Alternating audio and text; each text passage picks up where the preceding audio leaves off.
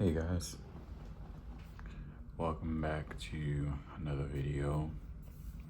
This is Invincible Issue 15.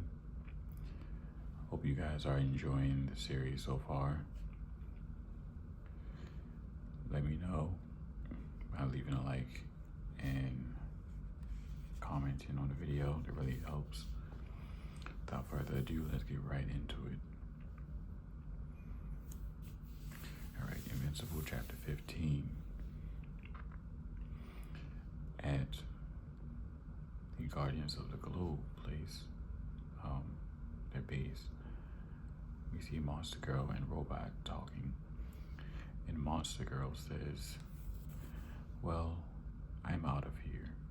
I'll see you later, Robot." Robot responds, "Actually, do you have a minute? I need to talk to you." "Sure, boss. I've got a little time. What's up?" "We need to discuss your behavior. You are an excellent member of our team.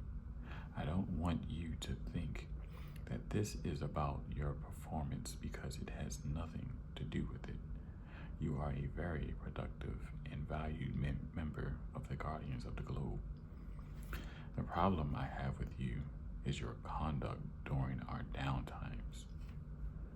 "Is this about that bulletproof jerk?" "Yes. This is in reference to the many advances you have made towards bulletproof. He's not comfortable with it. He brought it to my attention. You're not in trouble. This is just a warning. We'd like you to stop this behavior immediately. I understand that you mean no harm by it, but you must realize the kind of effect it can have on those around you. Due to your appearance, your actions have been extremely inappropriate." "I'm a 29-year-old woman, Robot. I have feelings and emotions and urges just like any normal adult. My appearance is an unfortunate side effect of my superpower, but I can't let it cripple me for life." "I understand that, but no, you don't understand. Ever since I got these powers, when I was 16, my aging process has been reversed. I've got to look myself in the mirror every day and watch every single sign of maturity and growth wash away. I couldn't go to my senior prom because I looked like a 14-year-old. If things keep going the way they are going, I'm about 8 years away from infancy. I'm going to have to give this up soon. I've dealt with it. I've tried everything. The only thing that allows me to have a halfway normal life is if I ignore it. But it's always there, always in the back of my mind. And other people are always there to remind me." Robot says, "I apologize. I was unaware I would be opening such old wounds. If it..." "Ow, what are you doing?" "Skin sample. I want to study your DNA. See if there's something I can do to counter the side effects you are experiencing. I will let you know if I discover anything. In the meantime, please refrain from hitting on your teammates." "Okay, thanks, Robot. Later." Over at Mark's house, Mark comes into the living room or the kitchen and sees Debbie sitting at the counter. And Mark has his breakfast in hand and says, "Thanks." And she says, "You're welcome." He silently sits on the couch and Debbie says, "Mark?" "Yeah?"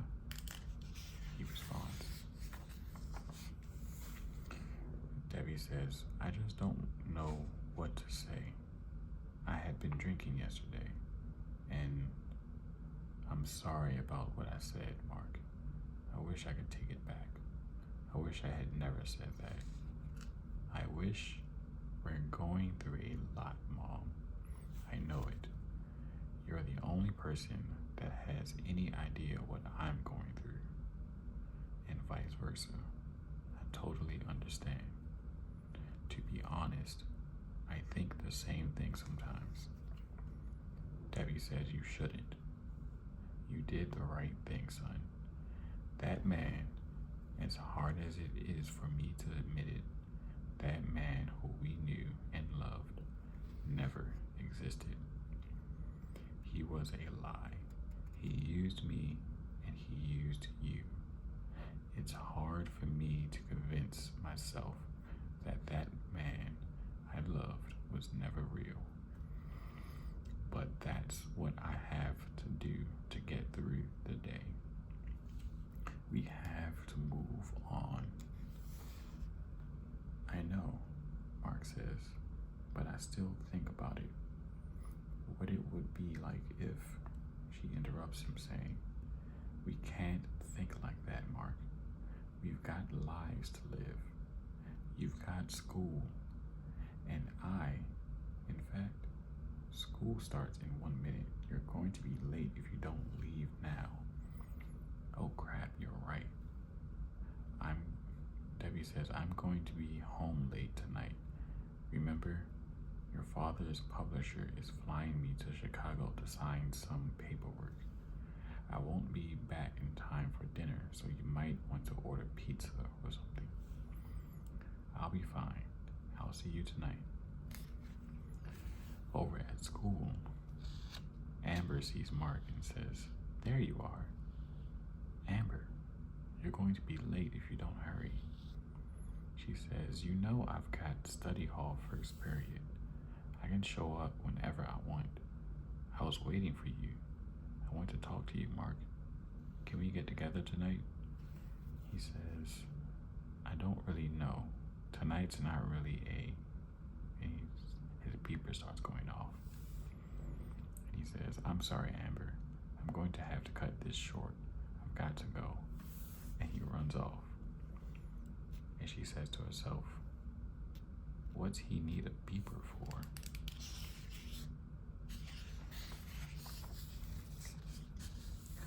Over at the Pentagon, Invincible flies in. And as he lands, he says, what's going on, Cecil?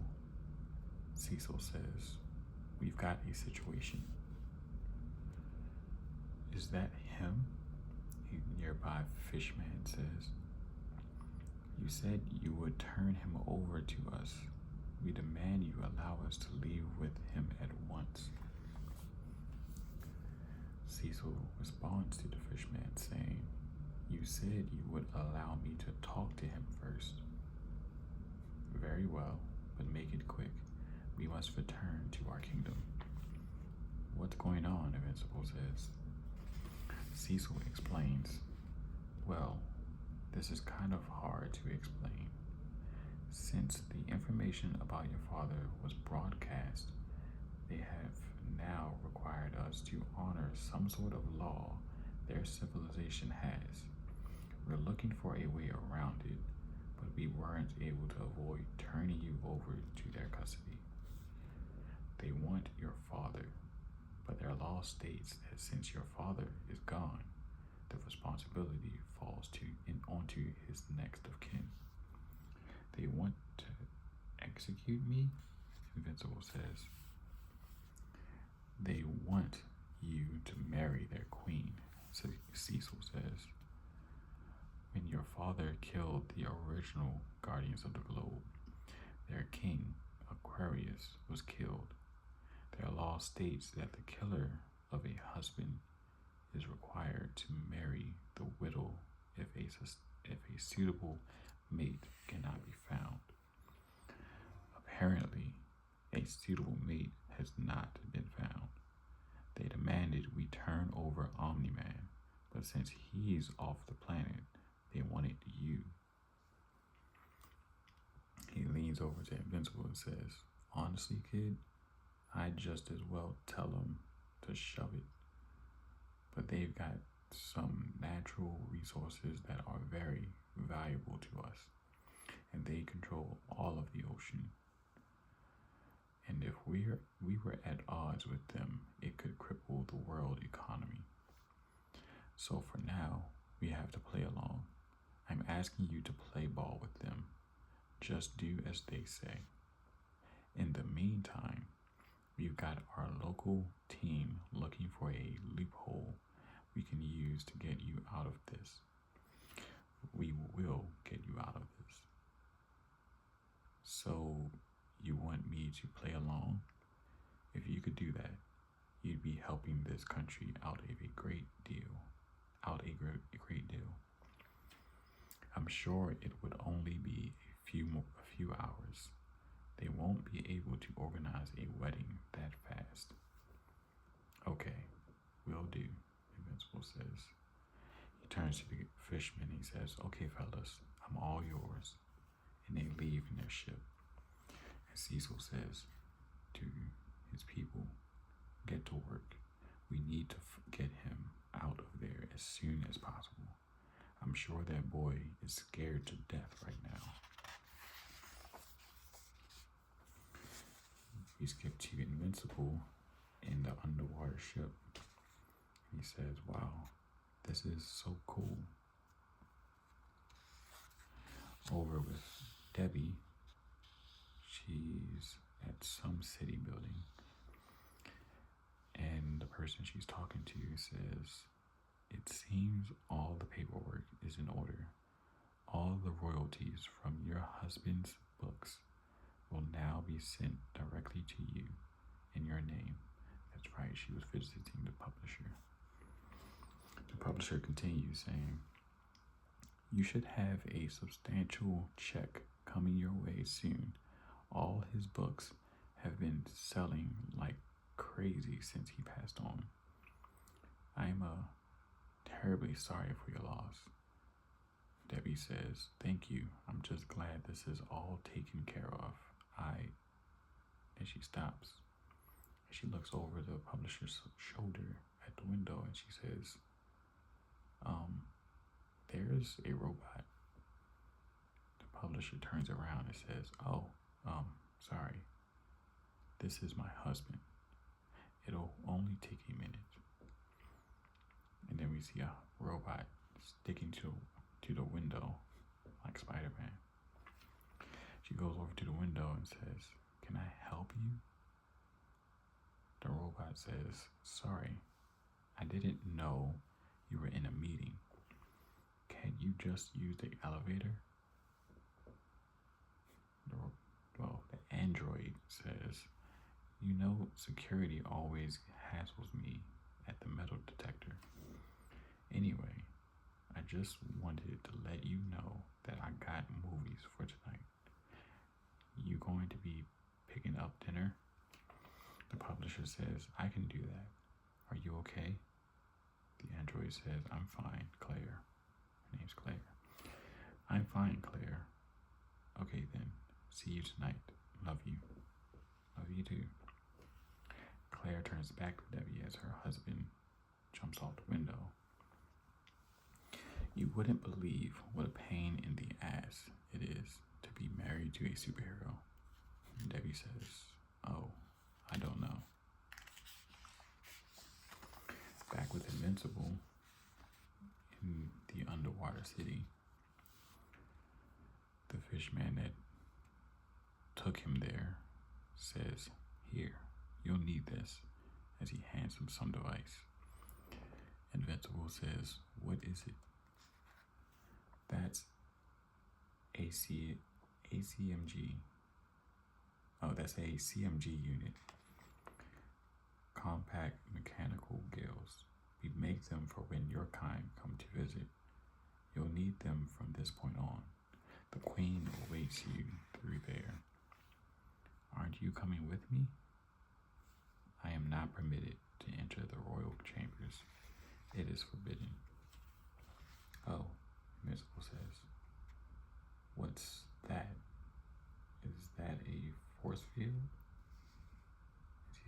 door open up.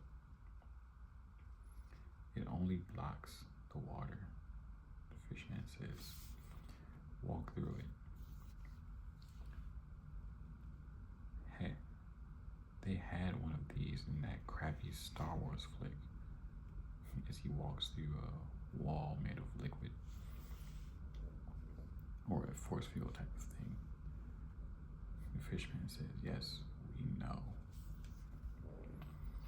So, where do I go? Another, guard says, to the end of the tunnel. I'm told you can't miss it. Oh no, it's the same guy telling him to the end of the tunnel. I'm told you can't miss it. As he arrives to see the queen, she greets him saying, at long last, my future husband has arrived. Invincible says, hi. One of it looks like a butler, an attendant, nearby says, you will address Her Royal Highness as Your Majesty at all times.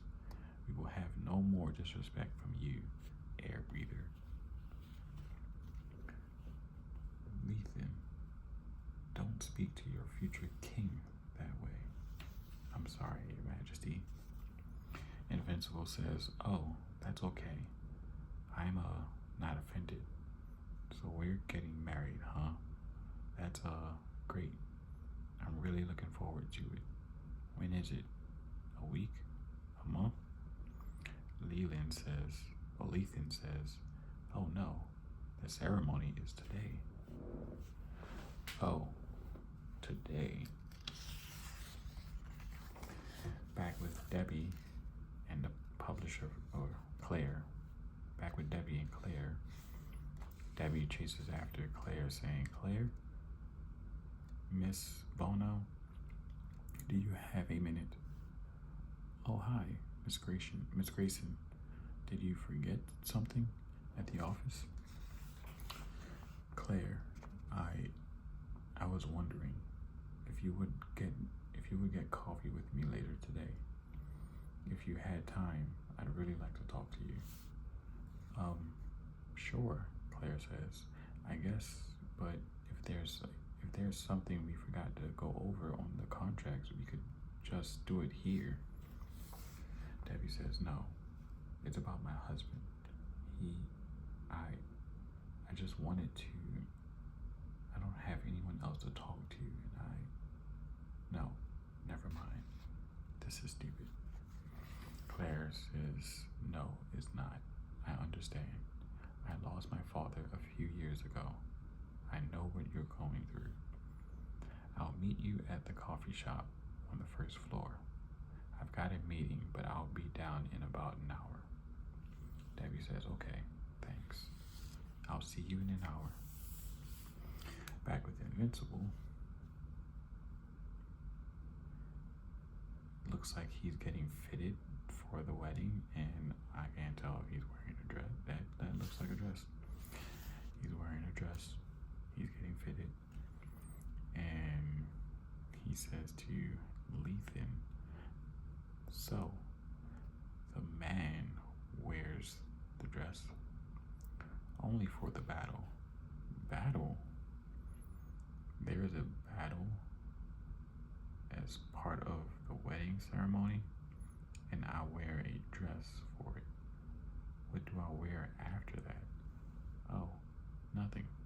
After the battle is when you copulate to symbolically unite your two lives into one. Copulate? You mean we have to do it right after the ceremony? No, it's part of the ceremony. Oh man. The ceremony opens with a proclamation of intent where you will confess your desire to become Aquarius' mate. Then that leads into the heroic conquest. It's an ancient ritual dating back to the beginning of our civilization. Leland goes on and says, our great leader, Aquarius the first, was courting his mate to be.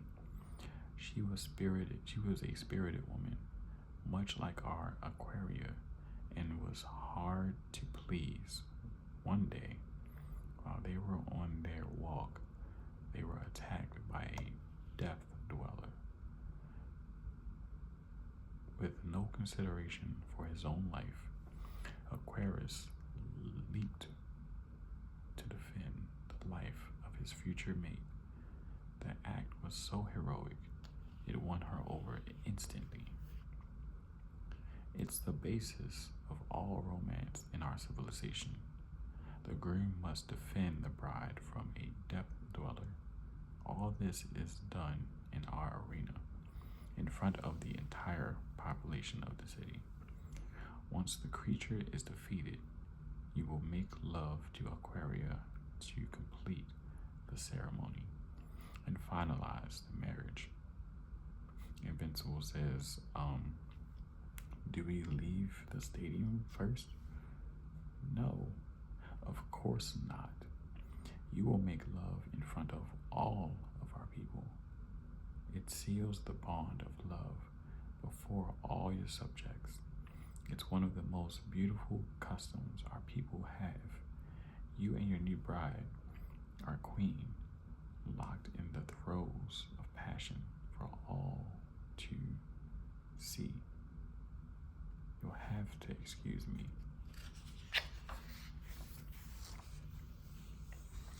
And suddenly, Lethan swims away. Invincible just sighs, and suddenly he gets Cecil on his earpiece saying, "You reading me, kid? Hey, what's the word? You getting me out of here? You're still there? I thought for sure our legal team would have figured something out and contacted you by now." Invincible says, "No, I'm still here." "Is anyone around?" Cecil asked. "No. Lethan, the vizier, was helping me with my dress, but then he got upset and left. It was pretty crazy." "Well, don't worry. I'm sure we'll have this taken care of well before the ceremony." "When is that exactly?" "Today." You're kidding me." "No, I'm not. In about 6 hours, I lose my virginity to a fish." "Good Lord, you're a virgin?" "Dude, I just turned 18. Uh-huh. Well, don't worry. I'll get you out of there somehow. Just sit tight." Invincible says, "Okay, but I can't be held accountable for my actions if I have to marry this woman." "Wait, why do you call? What's going on?" "Oh, we've got a small incident, but it's nothing major, and I think I know someone that would enjoy handling it. I'll be in touch." "I'm not going anywhere." Stupid dress. Back on the surface, we see the Muller twins. Looks like they're stealing something. The first twin says, "Finally, with this equipment, we'll be able to decipher which one of us is the original and which one is the clone." The other one says, "Yes, and then we'll be able to turn our attention to more important matters, such as world conquest and revenge against those who have thwarted our plans." And someone says, "Guys." They turn around to see Immortal floating there. "Oh crap, look, you don't really want to hurt us, do you?" "I do, in fact." One twin says, "You shouldn't be pissed. We put you together. We brought you back to life. If it wasn't for us, you'd still be rotting in that grave. Yeah, you should be thanking us." Immortal says, "I wouldn't consider what's coming next to be a proper thank you, but I'll let you be the judge."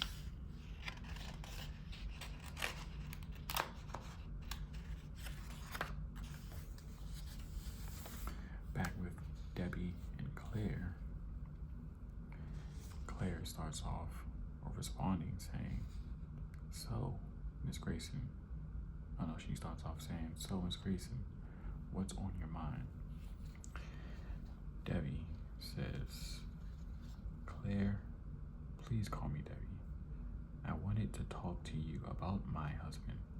You see, I never really met many women who were married to superheroes. I mean, at those little get-togethers they'd have sometimes, but I never really got to talk to any of them. Oh hell, I'm just going to go ahead and get it out over with. My husband isn't dead. He's Omni-Man." Claire looks shocked and she says, "The Omni-Man? The one from the news? The one responsible for all that destruction? Oh my god, that would make your son invincible. Is he okay?" "Yes, please. Keep it down, okay? I really don't want that getting out. I mean, I can trust you, can I?" It's a great question after the fact. "Yes, of course. Absolutely. Of course. I can't imagine how much better his books would be selling if the world knew." And Debbie interrupts saying, "Claire, don't worry. Super Patriot himself doesn't have a secret identity, but I understand the need, especially in your case with your son and after all your husband has done." "So did he really leave the planet? I saw the reenactment that the Discovery Channel did using the audio and matching it up with the destruction. They hinted that he may have just gone into hiding." "No, he's gone. So your husband isn't dead. He's just an evil son of a bitch that tried to take over the world and then left you and your son and ran off to God knows where. Screw him. He turned out to be just like most of the other jerks on this planet." It's a little more complicated than that. Back with Invincible, Lethan comes back and he says, "With this final adornment, your visage is complete. You are ready to greet your bride and begin the ceremony. It's only a matter of time. Hey man, are you okay?" No. "Lethan, you love her, don't you?" Lethan says, "Yes. Oh God, yes. I can't hide it anymore. I love her. I've always loved her ever since Aquarius died. I dreamt of replacing him at her side. I'm very sorry, my liege. I know it's treason to say such things, but I cannot contain myself any longer. You must realize how special Aquarius is, what an honor it must be to just be with her. I'm sorry, sire. I'll accept whatever punishment you see fit for me, no matter how severe." Invincible says, "Punish you? Dude, you can have her. I've only met her once. I'm just doing this to keep your people from attacking the surface. Why haven't you just told her how you feel? If she has you, she wouldn't have to marry me. I'm not royalty. Your situation with her is an extenuating circumstance. I would have to do something immense to elevate my status enough to be worthy of her and the crown in front of your people." "Is that so? Well, I think I've got a plan that'll help both of us." Later during the battle, Lethan, I believe that's Lethan, yep. Lethan announces the start of the battle. The us, people of Atlantis. The time has come for Invincible, son of Omni-Man, to prove his worth and take his rightful place at our queen's side as our new ruler. Step forward, Invincible, and claim your destiny. I just realized the queen is right there in a bathing suit, which is strange considering she's underwater, but whatever. The crowd cheers, and Invincible says, I can't. I'm too scared. Lethan says, you must save the queen. She'll be killed. You do it. You save her. I can't. And then he whispers, do your thing, man. Back monster as Lethan charges towards the red sea monster, Death Dweller, as he called him, and he tackles him. He tackles the monster to the ground.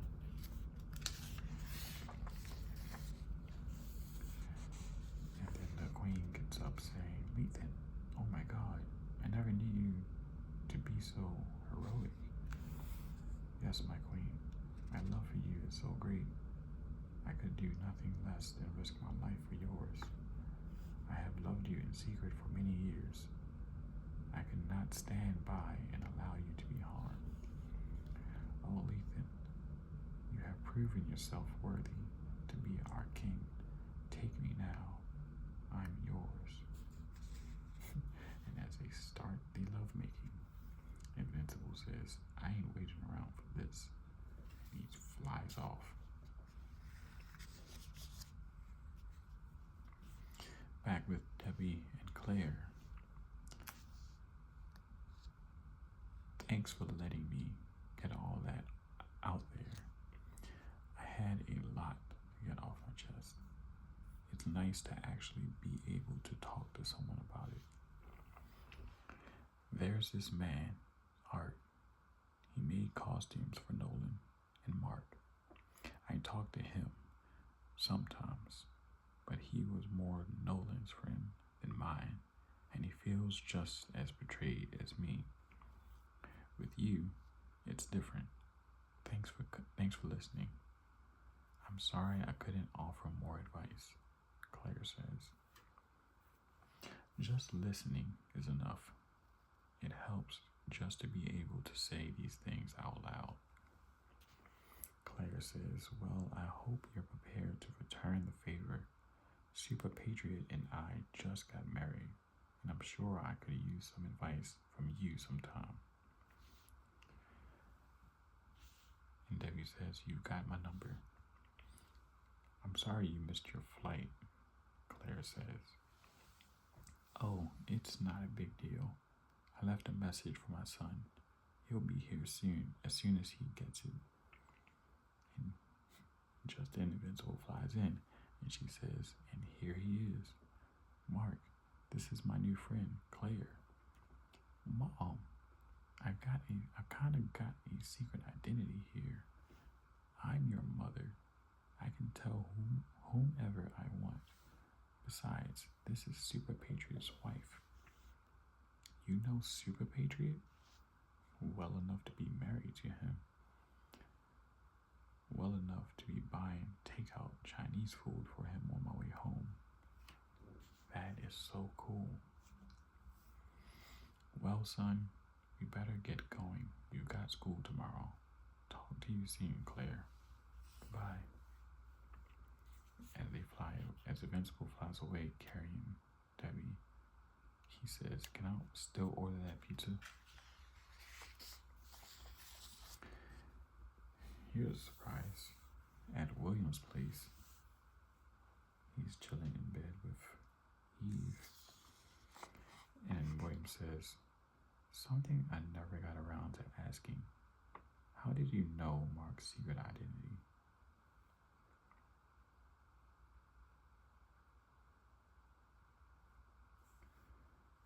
Eve says, I recognized him from when we teamed up. I met him in costume first. William says, I used to think you two were going out until he got with Amber. How do you find out? Wait, what? Something I never got around to asking. How did you know Mark's secret identity? I used to think you two were going out until he got with Amber. How did you find out? I recognized him from when we teamed up. I met him in costume first. In costume? You mean? William says. I'm Adam Eve. I thought you already knew. And then William says, so can you, and he points up, fly? Yeah, of course. Why are you looking at me like that? And then we see Eve carrying William through the sky. And Eve says, this is so gay. Alright guys, I'm going to end the video there. Next one's going to be chapter 15.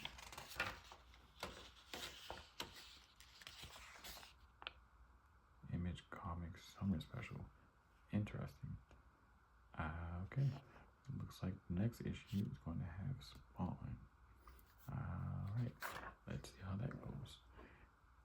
So be sure to stick around for the next video. And like, subscribe, leave a comment. Let me know what you guys think. And I'll see you guys in the next video. Peace.